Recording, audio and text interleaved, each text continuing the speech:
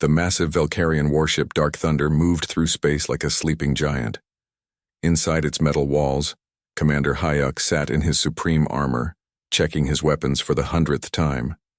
The armor stood 15 feet tall, covered in black metal that could stop any known weapon. Energy shields glowed softly around the suit, and small repair robots crawled across its surface, fixing any tiny damage they found. Hyuk had worn this armor for 20 years. He had conquered 47 different worlds with it. No enemy had ever even scratched the paint on his suit. The armor made him feel like a god of war. "Commander," came a voice through his helmet radio. "We have reached the human colony world." Hyuk looked at the large screen in front of him. A small blue planet spun slowly in the darkness. Intelligence reports said humans lived there, about 50,000 of them. They had no supreme armor, no energy shields, no plasma weapons, just soft bodies and simple metal tools. "This will be easy," Hyuk said to himself.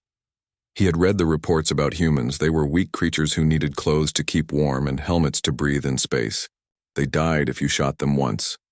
They broke their bones if they fell down. How could such fragile beings even think to resist the mighty Valkyrian Empire? On the planet below, Dr. Nari Kim looked up at the dark shapes moving across the stars.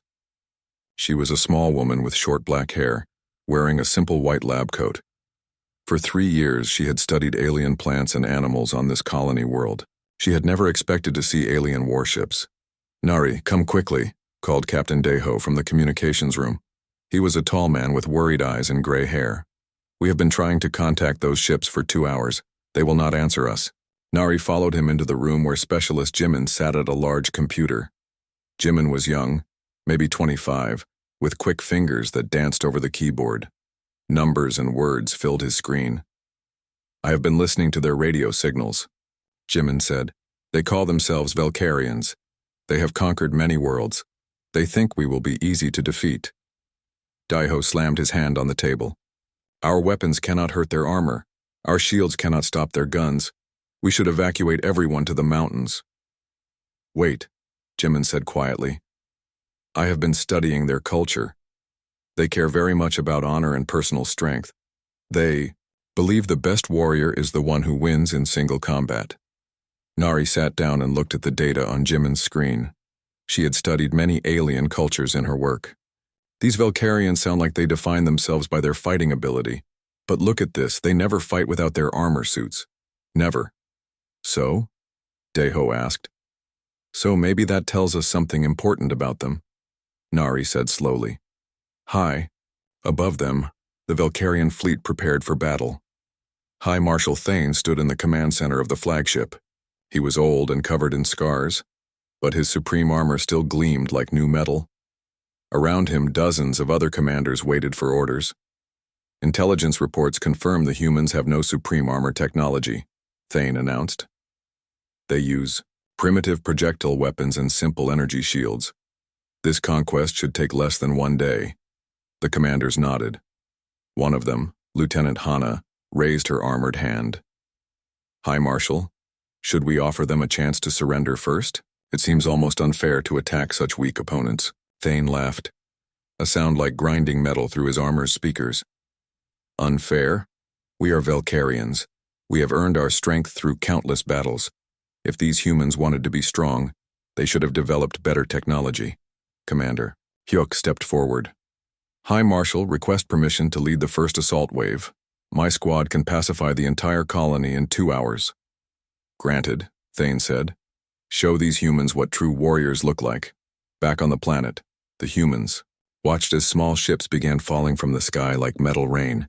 Each ship carried 4 supreme armor warriors. The ships landed hard, crushing trees and making deep holes in the ground. Daeho ordered all civilians to hide in the underground shelters. But Nari, Jimin, and a few other volunteers stayed above ground. They had a plan, a crazy plan that might not work. "Remember," Nari told the others, "we are not trying to fight them. We are trying to understand them." The first supreme armor suit rose from a crashed ship like a metal monster. Commander Hyuk stood up slowly, his weapons powered and ready. He expected to see humans running in fear or shooting at him with their weak guns. Instead, he saw a small woman in a white coat walking toward him. She held a white flag in her hands. "Greetings, mighty warrior," Nari called out. "We surrender to your superior strength." Hyuk stopped walking. In 47 previous conquests, no one had ever surrendered this quickly. Most enemies at least tried to fight first. "You surrender?" His armor's external speakers boomed.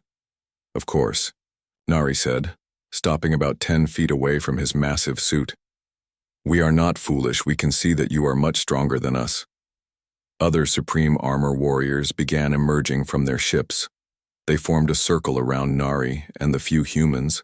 With her, Lieutenant Hana's suit stepped closer, interested in this strange behavior. "We have studied your great empire," Nari continued. "Your technology is amazing. Your armor is beautiful. We would be honored to speak with the great warriors who wear such magnificent suits." Hyuk felt confused. Something about this felt wrong, but he could not understand what. "You want to speak with us?" "Oh yes," Nari said, her eyes bright with apparent curiosity. "We have never seen such impressive armor before. The warrior inside such a suit must be truly incredible." For some reason, those words made Hyuk feel uncomfortable. He had been praised for his armor before, but never for himself as a warrior. The armor did most of the work after all. It aimed his weapons, calculated his movements, and protected him from harm. "The warrior inside is adequate," Hyuk found himself saying. "Adequate?" Nari looked surprised. "Surely you are too modest. Anyone who can operate such complex technology must be extremely skilled and brave." Lieutenant Hana's armor moved closer. She was also listening to this strange conversation. "The armor helps with most functions," Hyuk admitted, "but the warrior must still make the important decisions." "Of course," Nari agreed quickly. "The armor cannot think for itself. It needs an intelligent, courageous person to guide it." Hyuk felt a little better, but something still bothered him about the way this human talked. She seemed more interested in him than afraid of him. That had never happened before. "We surrender completely," Nari said again. "Your conquest is finished. But before you take control of our colony, could we ask you some questions? We are scientists, and we have never met real Valkyrian warriors before." Hyuk looked around at his soldiers. The conquest really was finished. These humans offered no resistance at all. What harm could a few questions do? "You may ask questions," Hyuk decided. Nari smiled. "Thank you, great warrior. First, we would like to know, when you were young, before you received your armor, were you already a skilled fighter?" The question hit Hyuk like a physical blow. When was the last time he had fought without his armor? When was the last time he had even taken it off? Commander Hyuk stared down at the small human woman through his armor's sensors. Her question about his fighting skills before receiving armor echoed in his helmet like an alarm. When had he last fought without the suit? He could not remember. I trained in combat as a young Valkyrian," Hyuk said slowly. "All warriors do." "How wonderful," Nari replied with genuine interest. "What kind of training? Hand-to-hand combat? Weapons practice?" Lieutenant Hana shifted her massive armored feet. She was also listening carefully. Her own memories of training seemed distant and unclear. Had she ever really been good at fighting, or had she always depended on technology? "Basic combat training," Hyuk answered, but his voice sounded uncertain even to himself. "Enough to qualify for supreme armor selection." "Selection must be very difficult," Nari said. "Only the strongest and most skilled warriors could earn the right to wear such incredible armor." Other supreme armor warriors moved closer to hear the conversation. Something about this human's words felt both flattering and troubling at the same time. Jimin stepped forward from behind Nari. He held a small electronic tablet in his hands. "We have been studying your armor's design from our sensor readings. The technology is amazing. The suit seems to handle most combat functions automatically." "Not automatically," Hyuk said quickly. "The warrior controls everything. The armor just assists." "Of course," Jimin nodded. "But it must be incredible to have such assistance. The armor aims your weapons, calculates your movements, predicts enemy attacks, manages your shields, and repairs itself. The warrior inside can focus on strategy and leadership. Lieutenant Hana felt something cold growing in her stomach. Was that really all she did? Strategy and leadership? When was the last time she had actually aimed a weapon herself or dodged an attack with her own reflexes? The armor cannot think, Hyuk insisted. It needs a warrior to guide it. Absolutely, Nari agreed enthusiastically. Without a brave, intelligent warrior inside, the armor would just be an empty metal shell. But we are curious. What happens if the armor systems fail? Can the warrior still fight effectively? The question hung in the air like poison gas. Every Valkyrian warrior listening suddenly realized they had no idea how to answer. Their armor systems never failed. The suits were designed to be perfect and reliable. Armor systems do not fail, Lieutenant Hana said through her external speakers. Never? Jimin looked amazed. That is incredible engineering. But surely you train for emergencies. What if someone damaged your suit's weapons or shields? The armor has backup systems, another warrior answered. But even as he said it, he wondered what he would do if all systems failed at once. Nari walked closer to Commander Hyuk's armor. Would it be possible to see the warrior inside? We have never met a real Valkyrian before. We only know you through your magnificent armor. Hyuk hesitated. Opening his armor made him feel vulnerable and exposed, but these humans had already surrendered. What danger could they present to him? Slowly, the front of Hyuk's armor opened with a soft, hissing sound. Inside sat a thin, pale Valkyrian about 5 feet tall. His arms and legs looked weak from years of sitting in the armor. His skin was soft and white from never seeing sunlight. The human stared at him with expressions of surprise and fascination. "Oh," Nari said softly. "You are much smaller than we expected." Hyuk felt his face turn red, with embarrassment. Valkyrians are naturally compact. Our strength comes from our minds and our technology. Of course, Nari said quickly. But we assumed that warriors who wore such large, powerful armor would be physically large and powerful themselves. This is very interesting. Lieutenant Hana felt her hands begin to shake inside her armor's control gloves. She looked down at her own body through her suit's internal cameras. She looked just like Commander Hyuk, small, weak, pale. Nothing like the mighty 15-foot-tall metal giant that others saw from outside. Physical size does not matter, Hyuk said, but his voice sounded defensive. Intelligence and training are more important than muscle. You are absolutely right, Jimin agreed. But we wonder, how much training does it take to operate the armor? Is it very difficult to learn? The armor's learning systems adapt to each warrior, Hyuk explained. After a few months, the suit knows the warrior's preferences and habits. It can predict what the warrior wants to do. Fascinating, Nari breathed. So the armor learns to think like the warrior inside. It becomes almost like an extension of the warrior's own body and mind. Exactly, Hyuk said, feeling pleased that these humans understood. But then, Jimin said slowly, after many years of working together, would it be hard to tell where the warrior ends and the armor begins? They would become like one being. Hyuk opened his mouth to answer, then stopped. The question felt like a trap, but he could not see how. Of course, he and his armor worked perfectly together. That was the point. That was why Supreme Armor Warriors were so effective. So why did the question make him feel so uncomfortable? The warrior is always in control, he finally said. Of course, Nari nodded. The warrior makes all the important decisions. But for someone like us, watching from outside, it would be hard to see the difference. We see this amazing metal giant doing incredible things, but we cannot see the person inside making it all happen. Lieutenant Hana suddenly realized what bothered her so much. To these humans, she was invisible. They saw her armor, not her. They praised the technology, not the warrior, just like everyone else in the galaxy. When was the last time anyone had praised her personal skill or courage, instead of her armor's capabilities. The warrior is the most important part, Hayuk said, but his words sounded hollow. We believe you, Nari said sincerely. But we cannot help wondering, what would happen if you took away the armor? Would we still be able to recognize you as mighty warriors? The question hit every Velkarian like a physical punch. Commander Hayuk stared at the small human woman who had asked it. Without his armor, he was smaller than she was. Probably weaker, too. That is not a relevant question, Hugh said stiffly. Velkarian warriors always have their armor.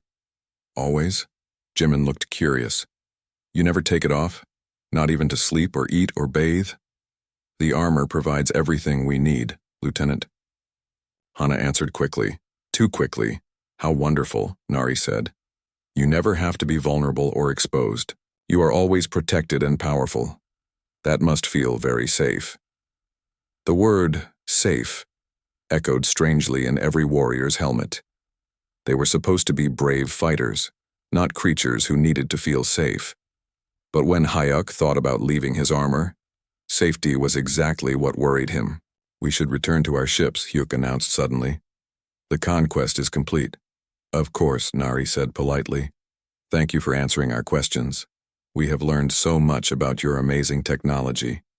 As the Supreme Armor Warriors walked back toward their landing ships, each one felt strangely troubled. The conquest had been successful. The humans had surrendered without firing a single shot. Everything had gone perfectly. So why did they all feel like they had somehow lost something important? Commander Hayuk closed his armor and sealed himself back inside the familiar metal shell. Immediately he felt better, stronger, more confident. The armor systems hummed around him, monitoring his health, adjusting his environment, preparing for any possible threat. But as his ship lifted off from the planet's surface, Hayuk could not stop thinking about the human woman's questions. She had seemed so interested in the warrior inside the armor. When was the last time anyone had cared about Commander Hyuk instead of his supreme armor? He could not remember. And that realization scared him more than any enemy weapon ever had. 3 weeks passed as the Velkarian fleet moved from one human colony to another. Each conquest followed the same pattern: overwhelming display of force, immediate human surrender, and strange conversations that left the Supreme Armor Warriors feeling hollow inside. On Colony 7, a mining world with red dust and purple skies, the humans again offered no resistance. Commander Hayuk led his warriors through the settlement, expecting to feel the usual satisfaction of victory. Instead, he felt only confusion. A human child approached Lieutenant Hana's massive armor. The girl looked about 8 years old with bright eyes and dirty clothes. She carried a small stuffed animal that had seen better days. Excuse me? Giant metal person? The child said politely. Are you scared in there? Hana's armor stopped moving. Through her external speakers, she asked, What did you say? Are you scared? The little girl repeated. The armor is so big and you must be so small inside. I would be scared to be trapped in such a big metal box. Hana felt her breathing speed up inside her helmet. I am not scared. I am a warrior. Oh, the child said, sounding disappointed. I thought maybe you were like me. Sometimes I hide under my bed when there are loud noises.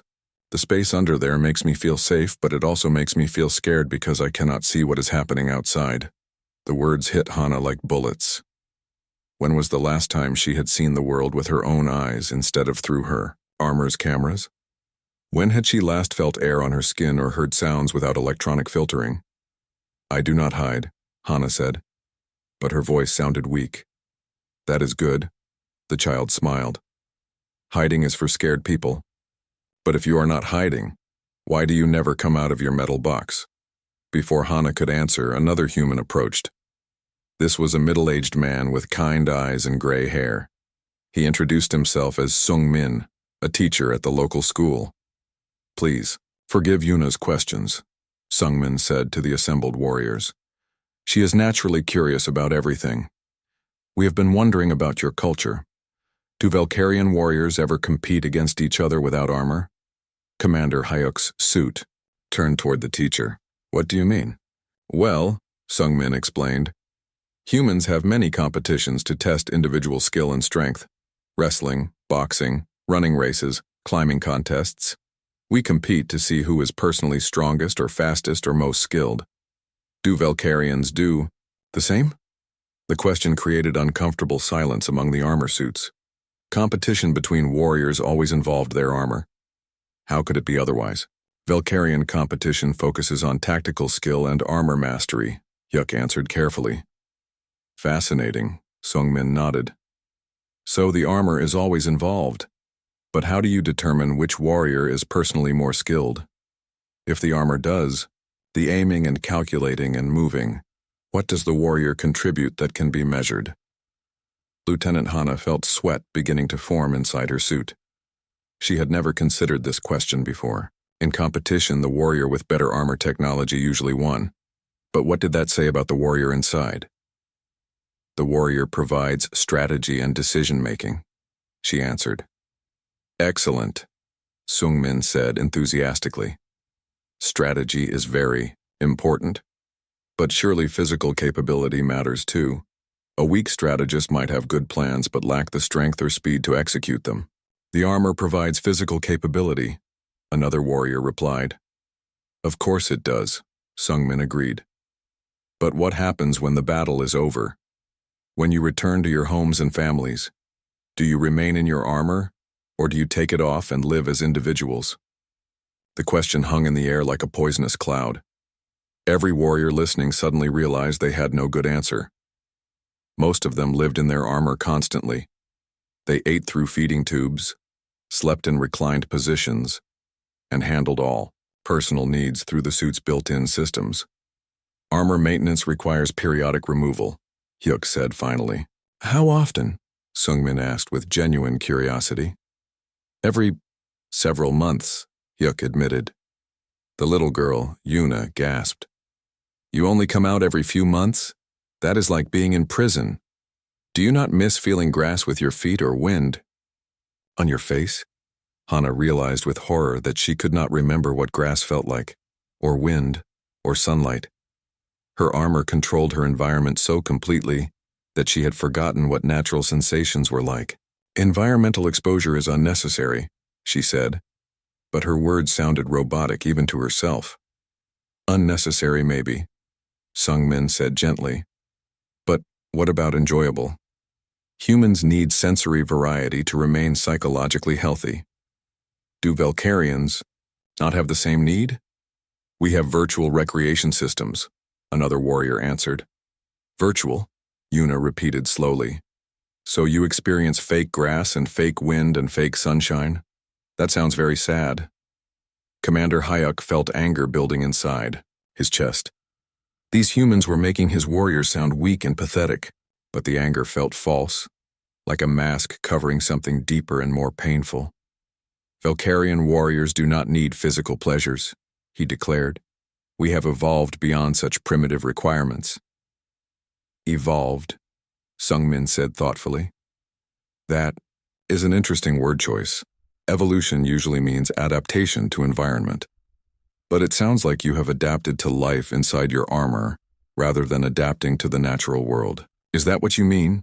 The question felt like a trap, but Hyuk could not see how to avoid it. We have adapted to be more effective warriors. More effective than what? The teacher asked. More effective than Valkyrians without armor? More effective than you were before you received the suits? Hana suddenly realized she could not answer that question.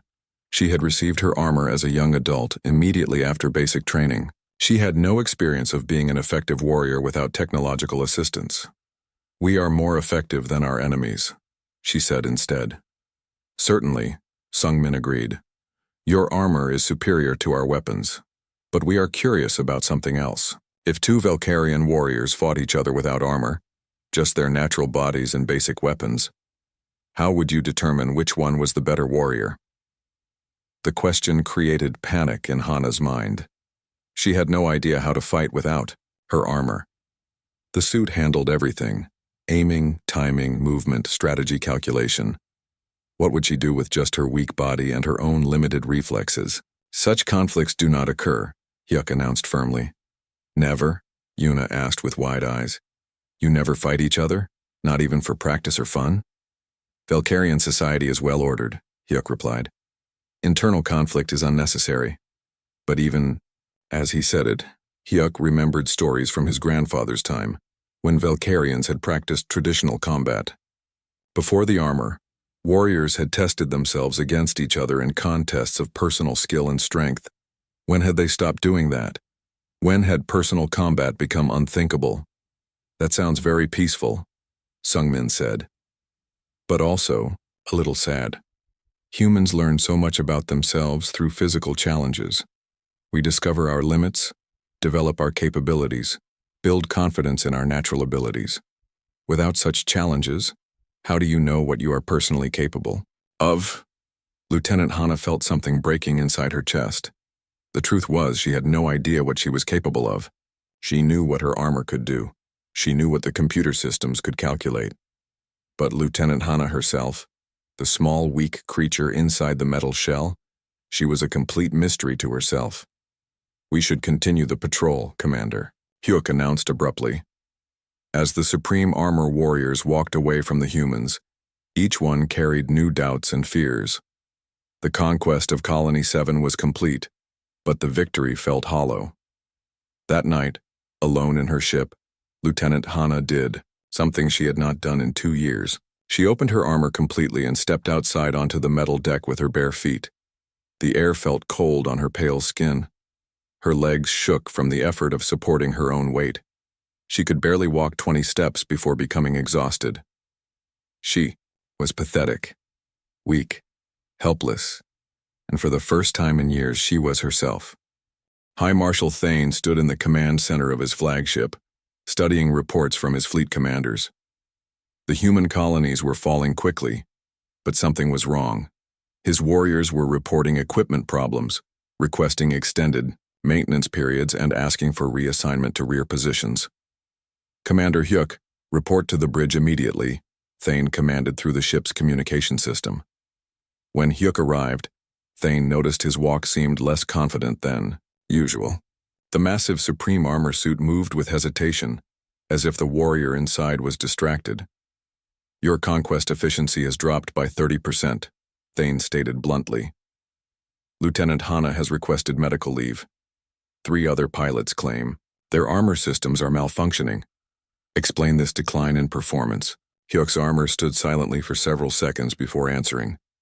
The humans are unusual opponents, High Marshal. Unusual how? They have no weapons that can threaten our armor. They surrender immediately upon our arrival. How can defenseless primitives affect warrior performance? They ask questions, Hyuk said quietly. Thane's own armor turned to face Hyuk directly. Questions? What kind of questions? Questions about us, about who we are inside our armor, about what we can do without technological assistance. And this concerns you why? Thane demanded. You are Supreme Armor Warriors. Your capabilities are determined by your training and your equipment working together. But even as Thane said the words, he felt a small doubt creeping into his own mind. When was the last time he had tested his personal capabilities without his armor? Meanwhile, on Colony 12, the psychological campaign was expanding. Sungmin had organized a network of human teachers, scientists, and philosophers across multiple worlds. They shared information about Valkyrian psychology and developed new approaches for each encounter. Dr. Nari Kim worked with a team of xenobiologists to create detailed profiles of individual Valkyrian warriors. They studied speech patterns, body language visible through armor gaps, and behavioral responses to different types of questions. Commander Hyuk is the key, Nari explained to her team. He is the most senior field commander, and other warriors look to him for leadership. If we can break through his psychological defenses, the effect will spread to his subordinates. Captain, Daeho had initially opposed the plan as too dangerous, but the results spoke for themselves. Human colonies were being conquered, but the conquering army was destroying itself from within. The intercepted communications show increasing anxiety among their pilots, Specialist Jimin reported. Several have requested permission to return to their home worlds. Others are claiming medical problems that their own doctors cannot diagnose.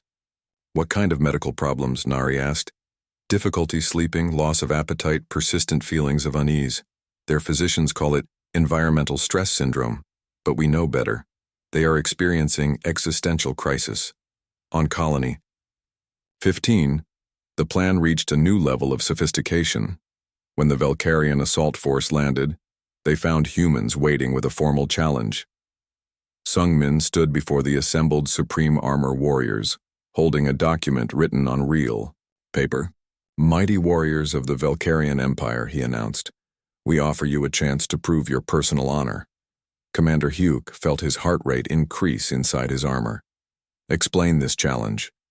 We propose a contest of individual warrior skill. Sungmin continued. One of our strongest humans will face one of your warriors in single combat. No armor, no advanced weapons, just personal strength, speed, and fighting ability. The challenge created immediate chaos in the Velcarian ranks. Several warriors began talking at once through their communication channels. This is ridiculous, Lieutenant Hana transmitted privately to Hyuk. Why would we fight without our armor? Because they are questioning our personal capabilities, another warrior replied. They think we are weak without our technology. Are we weak without our technology? A third voice asked, and the question silenced all other communication. Commander Hyuk stepped forward to address the humans. Velcarian warriors do not engage in primitive combat. We have evolved beyond such crude methods. Evolved, Sungmin repeated thoughtfully. Or have you simply forgotten how? There is a difference between choosing not to do something and being unable to do it. The words hit every warrior like physical blows. Were they unable to fight without their armor? The possibility had never occurred to most of them. We choose not to engage in unnecessary combat, Hyuk replied, but his voice lacked conviction. Unnecessary, agreed Sungmin. But perhaps educational. How can a warrior know his true capabilities without testing them? A young human man stepped forward. He was tall and muscular, clearly in excellent physical condition. My name is Jinwoo, he announced. I am willing to face any Velcarian warrior in fair combat. No armor, no energy weapons, just hand-to-hand fighting. Lieutenant Hana stared at the human through her armor's cameras. He looked strong and confident. She tried to imagine herself fighting him with just her natural body and felt only terror. This challenge is meaningless, she transmitted to her fellow warriors. We are not here to prove individual fighting ability. Then what are we here to prove? Came an unexpected reply from Pilot Tae-min, one of the newer warriors. If not our personal skill, then what makes us warriors instead of just operators? Of war machines? The question spread through the communication network like a virus. What did make them warriors? Their training? But their training focused on operating armor systems. Their experience? But their experience was all gained while wearing technological assistance. Commander Hyuk realized that he could not answer the question. He had been called a warrior for 20 years, but he had no idea what that word meant when separated from his armor. We will not participate in this primitive challenge, he announced to the humans. Of course not, Sungmin said with understanding. The risk would be too great. What risk? Hana demanded through her external speakers. The risk of discovering that the mighty Velcarian Empire is built on hollow foundations, Sungmin replied calmly. The risk of learning that your warriors are actually just scared children hiding in metal shells. The words created an explosion of rage and fear in the Velcarian ranks. Several warriors stepped forward aggressively, weapons charging. Careful, Sungmin warned gently. Your anger suggests that my words contain truth. A truly confident warrior would laugh at such accusations instead of responding with threats. Commander Hyuk felt something breaking inside his chest. The human was right. A confident warrior would dismiss the challenge without anger. But Hyuk was not confident, he was terrified. One combat, he heard himself saying. I will face your champion without armor. Commander, no, Hana transmitted urgently. This is exactly what they want. But Hyuk was beyond caring about strategy. For the first time in 20 years, he needed to know if he was actually a warrior or just a machine operator. The armor's front panels opened with a soft hiss. Commander Hyuk stepped out onto the alien ground with his bare feet. He looked small and pale compared to his massive armor. His legs shook from supporting his own weight. Jinwoo walked forward, respecting the courage it had taken for Hyuk to leave his technological protection. "Are you ready?" he asked gently. Hyuk tried to assume a fighting stance, but his muscles had forgotten how to move without mechanical assistance. His balance was poor, his reflexes slow, his strength pathetic. The fight lasted less than 30 seconds. When it was over, Hyuk lay on the ground, gasping for breath and bleeding from a split lip. He was not seriously injured, but he was completely defeated.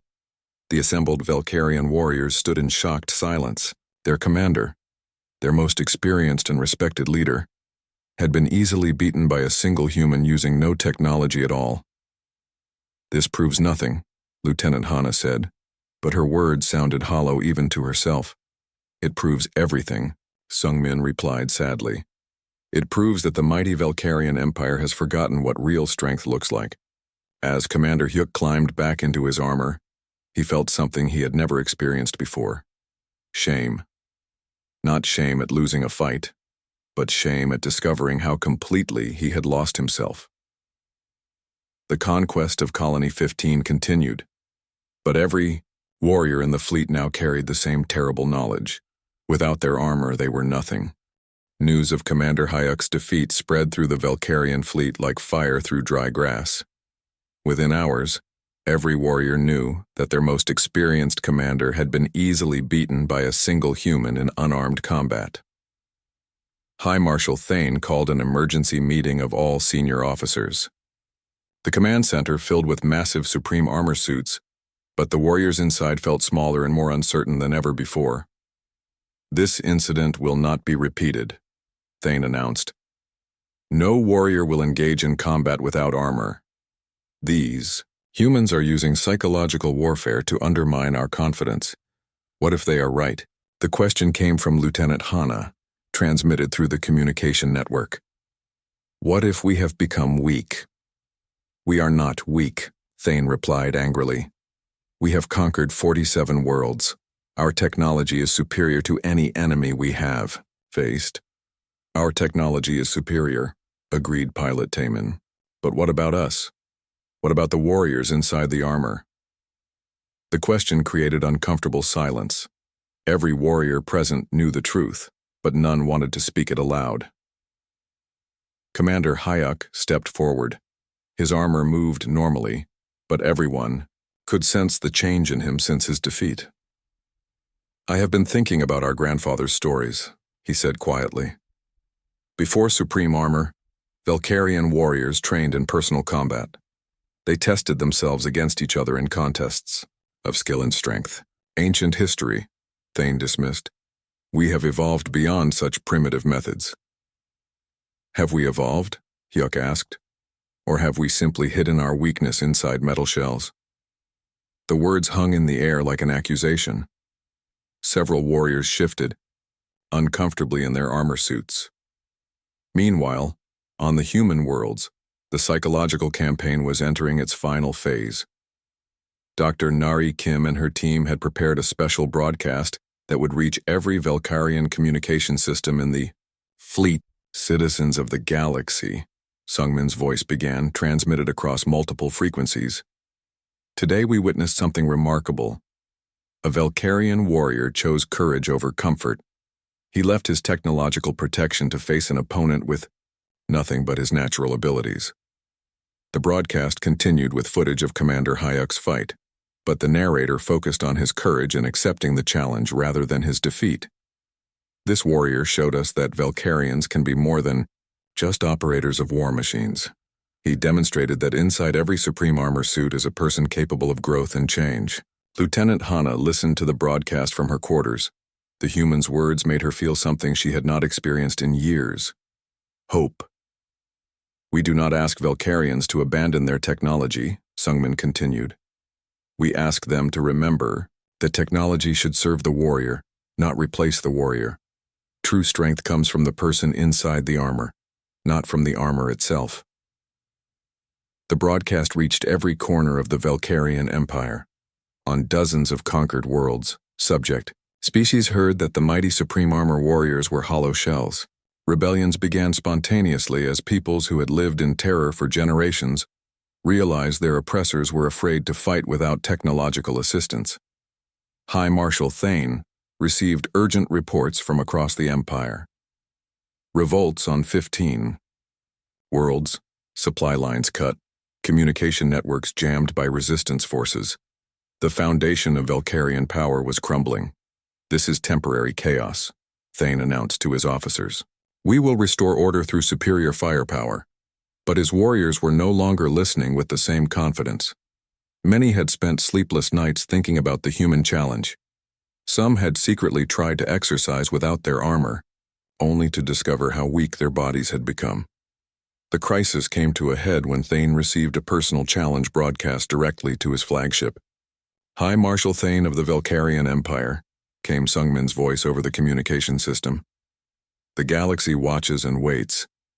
Will you prove that Velkarian leadership comes from personal strength and courage? Or will you hide inside your metal shell like a frightened child?" Every warrior in the fleet heard the challenge. They waited to see how their supreme leader would respond. Thane felt rage building inside his armor. How dare these primitive humans question his courage? He had led the Empire for 30 years, conquered more worlds than any previous marshal. But as his anger faded, fear took its place. When was the last time he had left his armor? When had he last tested his personal capabilities against any opponent? "I will not dignify this primitive challenge with a response," Thane announced. The silence that followed was deafening. Every warrior understood what their marshal's refusal meant. He was afraid. Commander Hayuk stepped forward. "High Marshal, request permission to speak privately." Thane's armor gestured toward a smaller chamber.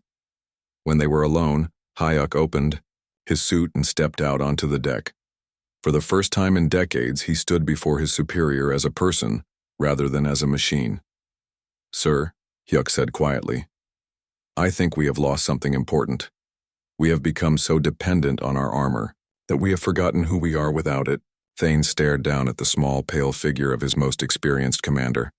Hayuk looked weak and vulnerable outside his armor, but somehow he also looked more real than he had in years. "What do you suggest?" Thane asked, his voice filtered through his armor's speakers. "I suggest we remember what it means to be warriors instead of just weapon operators. The humans are right. We have become hollow. But it is not too late to change." The conversation was interrupted by an urgent communication from the fleet's intelligence officer. "High Marshal, we have reports of mass desertions from Supreme Armor units across 12 systems. Warriors are abandoning their suits and refusing to fight." Thane felt the Empire cracking apart around him. The psychological attack had succeeded beyond the humans' wildest expectations. "What are your orders, sir?" the intelligence officer asked. Thane looked down at Commander Hayuk, who stood waiting with patient courage. Then he looked around at the command center filled with empty armor suits operated by frightened, hidden occupants. Slowly, Thane began, opening his own armor. The process took several minutes as decades of seals and connections disengaged. When it was finished, a small, elderly Velkarian stepped onto the deck beside Hyuk. His legs trembled from supporting his own weight, but his eyes were clear and determined. "Send a message to the human colonies," Thane ordered. "High Marshal, Thane accepts the challenge of single combat. No armor, no advanced weapons, just two old warriors testing their personal strength. The duel took place on Colony 7, broadcast across the galaxy for all to see." Thane faced Sungmin in a circle of sand under alien stars. Both men were past their physical prime, but both carried the dignity of leaders who had chosen courage over comfort. Sungmin won the fight, but only barely. Both men were exhausted and bloodied when it ended. They helped each other stand and shook hands with mutual respect. "You are braver than I expected," Sungmin said to the defeated marshal. "And you are wiser than I gave you credit for," Thane replied. "Your people have taught us something important about ourselves." The broadcast ended with an image that shocked the galaxy. Two former enemies sharing water and tending each other's wounds. Within a month, the Velkarian Empire began the greatest transformation in its history. Armor suits were redesigned to enhance rather than replace warrior capability. Physical training programs were established on every world. Young Valkyrians learned to fight with their hands before they were allowed to touch advanced weapons. Lieutenant Hana became one of the new training instructors, teaching warriors how to be strong both inside and outside their armor. Commander Hyuk traveled the galaxy, sharing the story of how humans had helped him rediscover his courage. The Supreme Armor Corps still existed, but now it was composed of warriors who wore their technology instead of hiding inside it. They were stronger than ever because they remembered what they were fighting for, not just conquest, but the growth and development of their own spirits. High Marshal Thane, scarred but wiser from his defeat, often told new recruits about the day humans taught the galaxy that true strength cannot be manufactured in a factory or programmed into a computer. Real power, he would say, touching the scar on his cheek, comes from the courage to face the world as yourself, vulnerable, imperfect, but genuinely alive. The humans had not conquered the Valkyrian Empire. They had done something far more valuable. They had helped their enemies become the warriors they had always claimed to be. And throughout the galaxy, the phrase hollow armor became a warning against the danger of letting technology replace the human spirit that should guide it. The war was over. The real victory belonged to everyone who learned to be strong from the inside out.